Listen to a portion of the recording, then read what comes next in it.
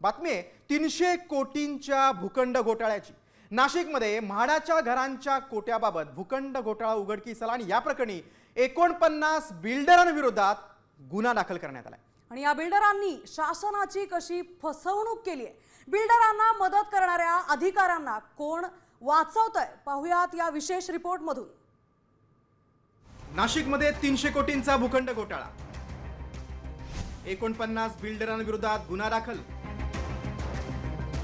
अधिकाऱ्यांना कोण वाचवतंय?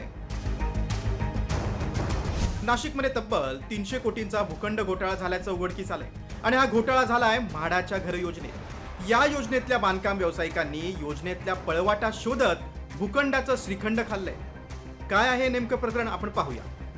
4000 चौरस मीटर प्रकल्पांमध्ये आर्थिकदृष्ट्या दुर्बल घटकांसाठी 20% घरं राखीव ठेवणं बंधनकारक होतं। मात्र हा राखीव कोटा टाळण्यासाठी काही बिल्डरांनी प्रकल्पातील जागेचे बनावट विभाजन केलं, तर काहींनी लहान गाळे दाखवून प्रकल्पाचा आकार कमी दाखवला, तर काहींनी भूखंडाचं विभाजन करून नियमांनाच बगल दिली। जेव्हा या प्रकरणाची जिल्हाधिकाऱ्यांनी चौकशी केली तेव्हा हा सगळा प्रकार उघडकीस आला आणि 49 बिल्डरांविरोधात गुन्हे दाखल करण्यात आले।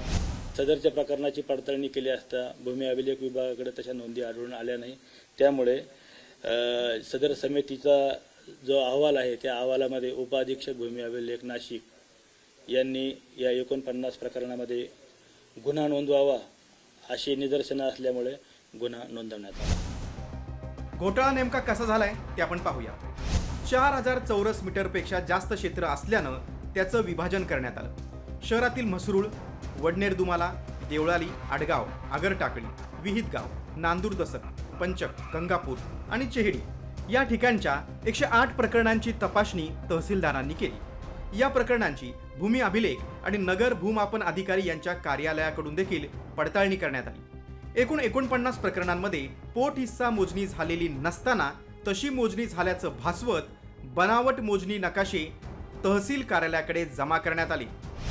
जे भूखंडधारक आहेत त्यांनी 2013 पूर्वीच आमचे पोट हिस्से झालेले आहेत असे बनावट कागदपत्र तयार केले।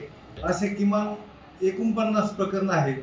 त्यामध्ये मग आता क्षेत्र वेगवेगळं आहे किंवा पोट हिस्से कमी जास्त संख्येने आहेत, पण 49 प्रकरण आहेत, ती सविस्तर माहिती अद्याप प्राप्त झालेली नाही। या घोटाळ्यात भ्रष्ट अधिकारी, कर्मचारी आणि बिल्डर्स यांची युती झाल्याशिवाय सरकारी नियमांची ऐशीतैशी करणं शक्य नव्हतं। त्यामुळे कायदा धाब्यावर बसवणाऱ्या बिल्डरांविरुद्ध जरी गुन्हा दाखल झालेला असला तरी प्रशासनातील अधिकाऱ्यांना कोण वाचवतंय हा प्रश्न उरतोच। त्यामुळे धनदांडग्यांशी मिलीभगत करून शासनाची फसवणूक करणाऱ्या अधिकाऱ्यांवरही कधी कारवाई होते ते पाहणं महत्त्वाचं आहे। अभिजित सोनवणे, साम टीव्ही, नाशिक।